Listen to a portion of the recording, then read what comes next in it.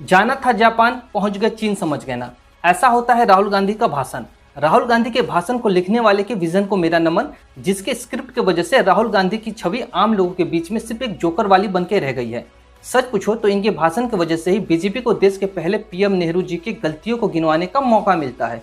कई लोग कहते हैं मोदी जी का भाषण बीजेपी को वोट देने के लिए सिर्फ प्रेरित करती है, मगर राहुल गांधी का भाषण बीजेपी को वोट देने के लिए मजबूर करती है। कई बार आपने सोशल मीडिया पे जोक सुने होंगे, मैं वोट तो मोदी जी को देता हूँ मगर भाषण राहुल गांधी की सुनता हूँ। देश अपनी जगह और एंटरटेनमेंट अपनी जगह।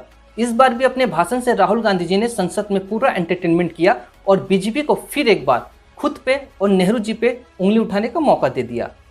एक नकारात्मक ऊर्जा से भरे इंसान की पहचान उस मक्खी जैसी होती है जो पूरे जिस्म को छोड़कर सिर्फ घाव पे बैठती है, और मक्खी के घाव पे बैठने से जख्म बढ़ते नहीं बल्कि हरे होते हैं। राहुल गांधी ने राष्ट्रपति के धन्यवाद प्रस्ताव में अपना भाषण दिया था। उनके मुताबिक रोजगार स्मॉल और मीडियम उद्योग से मिलते हैं, लार्ज उद्योग से नहीं। मतलब लार्ज उद्योग वाले सारे इनकम अपने जेब में रख लेते हैं, अपने एम्प्लॉय को वेतन नहीं देते हैं, फिर भी एम्प्लॉय उनके यहाँ काम करते हैं और अंबानी, अडानी, टाटा, महिंद्रा जैसे कंपनी को ऊपर पहुंचा देते हैं।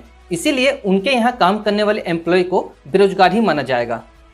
कुछ दिन पहले मैंने एक न्यूज़ देखा था जिसमें एक आदमी बेरोजगारी के खिलाफ प्रोटेस्ट कर रहा था। मीडिया ने पूछा क्यों प्रोटेस्ट कर रहे हो, तो वो बोला नौकरी के लिए, मैं बेरोजगार हूँ। मीडिया वालों ने फिर पूछा आपका घर कैसे चलता है फिर, तो उसने बोला कि मैं ऑटो चलाता हूँ। मीडिया वाले ने फिर पूछा पढ़ाई कितनी की हो, उसने बोला 3 क्लास।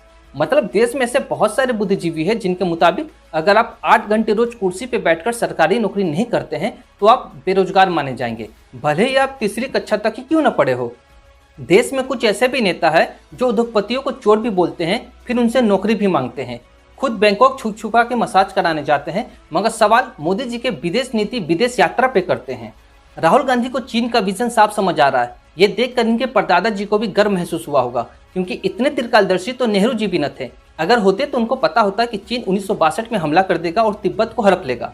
और सिर्फ तिब्बत ही नहीं, नेहरू जी के विजन की कमी के कारण ही कोकोद्वीप, काबू वैली, तिब्बत और यूएन का वीटो पावर भारत को गंवानी पड़ी थी। राहुल गांधी के मुताबिक चीन और पाकिस्तान को मोदी जी के विदेश नीति ने करीब लाया। ये बयान सुन अमेरिका बीजेपी वाले ही नहीं बल्कि खुद कांग्रेस वाले भी सर पटक रहे हैं।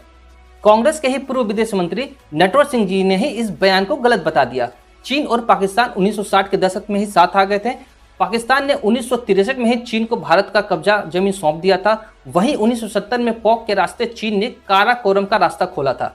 आज जो कैलाश पर्वत जाने के लिए चीन का सहारा लेना पड़ता है, उसके लिए नेहरू जी का विजन ही जिम्मेदार है।